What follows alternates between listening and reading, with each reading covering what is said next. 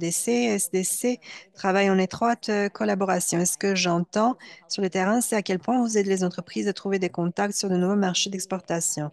Alors peut-être en quelques secondes, vous pourriez nous expliquer comment cela fonctionne. Oui, tout à fait. Des contacts qualifiés fait partie de nos services. C'est vraiment précieux comme service. Nous visons à fournir des contacts chaleureux comme des agents distributeurs, clients et partenaires. Et nous fournissons des listes de soutien sur le marché comme des comptables, des avocats, des traducteurs, etc. Mais souvent, il s'agit de contacts que les entreprises peuvent maintenant trouver plus facilement en effectuant des recherches sur Internet ou au SDC, nous aimerions résoudre euh, les problèmes plus complexes. Donc, trouver les bons des partenaires essentiels sur le marché pour vous développer des activités. On, euh, ce sont c'est en fait il y a beaucoup de réflexion et de mission, tout ce qui est nécessaire pour des contacts qualifiés. Trouver des contacts est très utile pour bâtir un réseau et trouver ses possibilités. Tout à fait. Et sur ce sujet, le CDC est fortement impliqué dans l'accueil ou la participation des missions commerciales à l'étranger. Vous nous donnez un bref aperçu du fonctionnement de ce programme, peut-être quelques secondes, et aussi le type de mission des secteurs concernés où vous travaillez, où se déroulent des types d'entreprises canadiennes qui participent. Oui, certainement. Je vais parler du soutien aux affaires au-delà de nos services de base, ce qui inclut TCS et les programmes pour l'équipe Canada. Et ensuite, je vais aller à des choses plus particulières. Il y a plusieurs initiatives où nous sommes hôtes et nous soutenons, et très souvent en combinaison avec des membres de la famille fédérale, comme par exemple l'équipe commerciale canadienne, et cela inclut des missions commerciales canadiennes, des programmes d'accélération commerciale canadienne, des missions commerciales inclusives, des missions spécifiques par secteur, des missions de marché bilatérales et multilatérales qui souvent sont en sous-jacente des règles de droit dans le domaine de la croissance et de la certitude, alors que les entreprises veulent agrandir. Et des exemples spécifiques incluent, par exemple, la mission commerciale à la région Indo-Pacifique durant l'année 2024. Et cette stratégie qui a été lancée en novembre 2022, le ministre Angus Singh a effectué une série de missions commerciales. Une au Japon, par exemple, a été conclue à l'automne de 2023 et il y en aura trois au printemps. La Malaisie et le Vietnam, ce sera du 24 au 29 mars. La Corée du Sud, ce sera du 21 au 25 avril.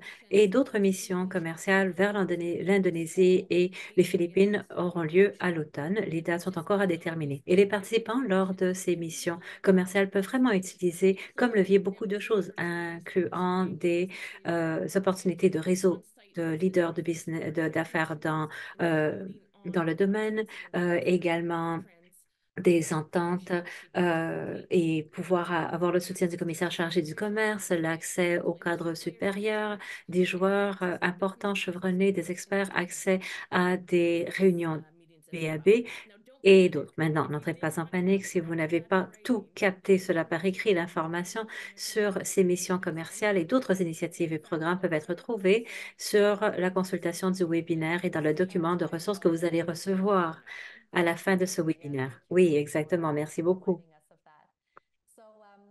Merci pour le rappel. Alors, vous avez un programme fantastique qui s'appelle Can Export. Alors, si vous pourriez expliquer ce dont il s'agit en pitch d'ascenseur, si vous voulez, en quelques mots, comment pourriez-vous l'expliquer? Eh bien, Can Export, c'est le programme de financement le plus important qui fournit à des entreprises et des parties prenantes l'espace pour grandir et avoir accès à de nouvelles opportunités internationales. Nous aidons dans quatre piliers: les compagnies, les innovateurs, les associations et les communautés. Par contre, le pilier de la compagnie, qu'on appelle Canada SME, c'est le financement le plus polyvalent et le plus utilisé par les SME.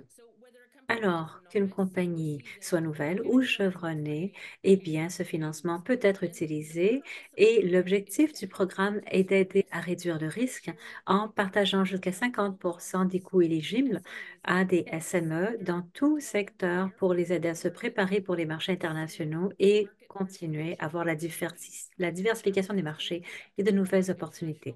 Vous pouvez inclure jusqu'à 5 marchés internationaux à chaque fois que vous postulez et plusieurs catégories d'activités pour chaque marché international, ce qui permet réellement un haut degré de personnalisation de projets pour les SME. Merci beaucoup. Alors, au sein du public, il y a des compagnies qui sont rendues à différents domaines dans leur vie d'affaires. Comment se connecter avec TCS dépendant de où ils en sont rendus? Eh bien, très bonne question. Et quand on est rendu à différents endroits dans le cheminement, des fois on pense, OK, est-ce qu'il y a un bon moment? Bon, ben, n'attendez pas d'avoir le moment parfait parce que à partir du moment où il faut en fait être proactif et ne pas attendre. Une partie de la proactivité, ça peut venir d'explorer les ressources en ligne, incluant nos quiz d'exportation. Ce sont réellement là où vous pouvez vous servir vous-même et ça a été rajouté aux documents ressources. Vous pouvez également souscrire à MyTCS. Vous pouvez sélectionner des marchés, des secteurs d'intérêt et vous pouvez trouver la programmation des activités comme par exemple les missions commerciales et les visites qui sont ouvertes pour vous au Canada et à l'étranger. Et vous devez vous préparer. Il faut avoir pris le temps de faire votre propre recherche préliminaire. Commencez avec certaines des ressources que je viens de mentionner et comme d'autres l'ont mentionné à travers leur segment également. Alors, allez échantillonner, mais arriver à quelque chose sur papier. Alors, les stratégies devraient être écrites en langage clair, devraient inclure vos propositions de valeur et ça devrait annoncer quels marchés d'exportation sont ceux sur lesquels vous voulez vous concentrer et pourquoi. Et si cela vous paraît trop gros, ne laissez pas que ça vous fasse peur. Une fois qu'on arrive à un programme d'accélérateur euh, ou TAP, c'est tenu partout au Canada et vous pouvez travailler avec des experts qui vous aideront, qui vous épauleront. D'autres choses à faire, soyez prêts à poser des questions, soyez prêts à répondre à des questions, soyez prêts à faire du remue-ménage et à utiliser l'équipe commerciale du Canada, certainement. Merci beaucoup pour cela.